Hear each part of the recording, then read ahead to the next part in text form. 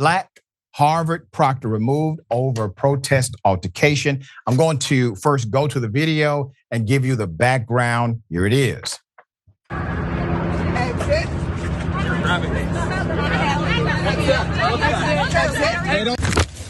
Exit. Exit. Show him the exit. Exit. Exit. Exit. Exit. Exit behind you. Turn around. Exit. Exit. Not Exit. interested. Okay, we'll We'll just stand stay here. We'll just stay here. We'll stand here. We'll just stay here. Exit. Exit. Exit. Exit. Exit. Don't grab me. Other way. Exit. Exit. Exit. Exit. Don't grab me. Exit. I'm not grabbing anyone. I'm holding this up. Exit. Exit. Exit. Exit. Exit. Exit. Don't grab me. We're not grabbing. I'm grabbing. Don't touch my neck. Exit.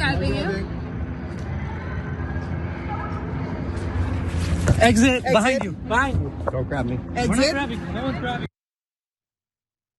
Put up the picture full mass. I will explain to you what has occurred in Massachusetts. Elom Tettey-Tamaklo, a Harvard College proctor, has been indefinitely relieved of his duties following his involvement in a confrontation at a pro-Palestine protest, according to a petition that began circulating Friday evening with a student that has direct knowledge of the situation. The petition cited, quote, student discomfort as the reason for the removal, but alleged that none of Elom's first-year students expressed having any actual discomfort. So what are proctors? Proctors are basically Harvard graduate students, instructors, or staff that oversee a group of freshmen. They are unpaid and receive compensation in the form of meal swipes and housing in a freshman dorm. According to the petition, the proctor was told to vacate Friday. Background on the confrontation is this. The viral video of the protest depicts a confrontation between a man who is identified as an Israeli student and other outlets and protest organizers. When the student began filming demonstrators' faces, the proctor, who is in a way there to protect students, the proctor and other protest safety marshals directed him away and blocked his camera with their security vest, traditional Palestinian scarves, etc. The student could be heard saying, "Don't touch me," as he came into physical contact with the protesters. So a Harvard president, Rabbi Zarki, called for the removal of the proctor due to his involvement in the October 18th pro-Palestine die-in. This was at Harvard Business School and on IG, claiming that he had fielded complaints from students. So you have one narrative that said no student said they were uncomfortable. Another person saying, well, I got complaints from the students. In an email announcement to the affiliates Wednesday afternoon, Zarki also shared a screenshot he identified as the proctor's IG story, which included the caption, quote, "The beast of Zionism shall be slain. Palestine shall live. Her children shall return from the river to the sea. Palestine will be free." Needless to say, students are frightened of him. Their parents call me regularly to say how they can't sleep at night as they worry for the safety of their children. He wrote in the email. So Harvard president Claudine Gay announced the launch of an anti-Semitism advisory board or group at the end of last month. In a Thursday afternoon email statement, Gay condemned the pro-Palestine phrase "from the river to the sea," which she wrote to a great many of people implied the eradication of Jews from Israel and engender both pain and fears within the Jewish community.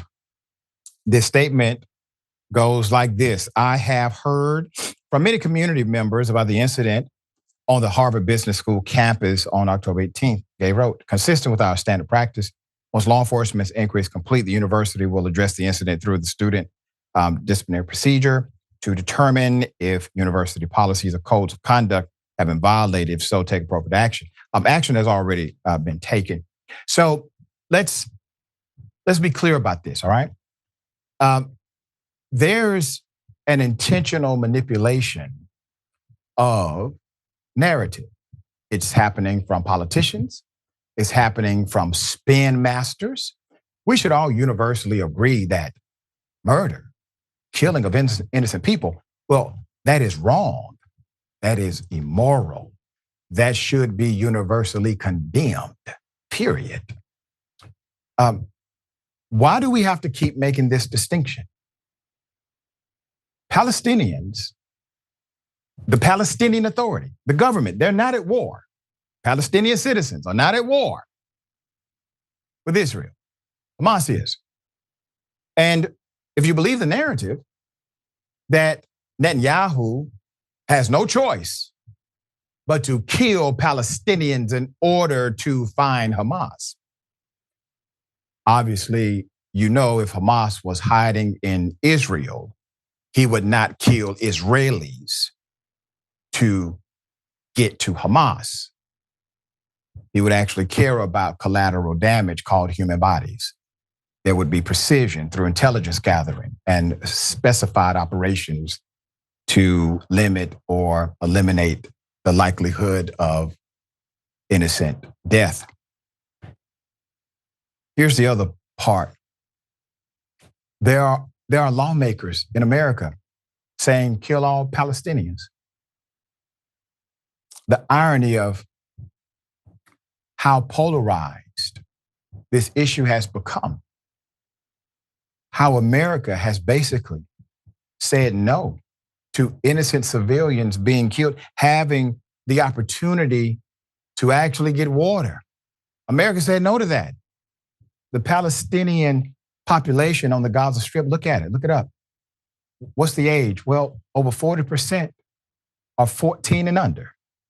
Those are children, ladies and gentlemen. So yes, you condemn killing in all forms, and you condemn killing of innocent individuals in all forms, but don't fall for the framework of the polarized narrative they have handed you. The first casualty of war is always the truth. All right, Yasmin, thoughts? Yeah, we like to think of our higher education institutions that they hold themselves to a higher standard than most other institutions in this country. But we know that that isn't actually the case. These are legacy institutions that have been around for as long or even longer than this country has been around. I always have respect and deference for educators and also for the people who work in education. But the institutions themselves can be incredibly problematic. We're seeing it all over the country, from grade school levels all the way up to the highest level of the Ivy League. And it's incredibly disheartening, and that's putting it lightly, to see what's happening in this country as a result of what's happening in Gaza. It's made a lot of Americans distrustful of an already untrustworthy government. Yeah. And it's shown a lot of Americans that our freedom of speech is a protected freedom to a certain extent. If intellectual, emphatic discussion and peaceful demonstrations can't happen on a university campus, these are places that are supposed to champion higher thought, then we're in a really scary position as a country. And that's not even to say anything about what's actually happening in Gaza. It's also heartbreaking. We already feel incredibly helpless. Millions of people have come out in protest around the world against what's happening in Gaza to the Palestinians. And then we see things like this, and it doesn't help. None of it helps. Very well said. Very well said.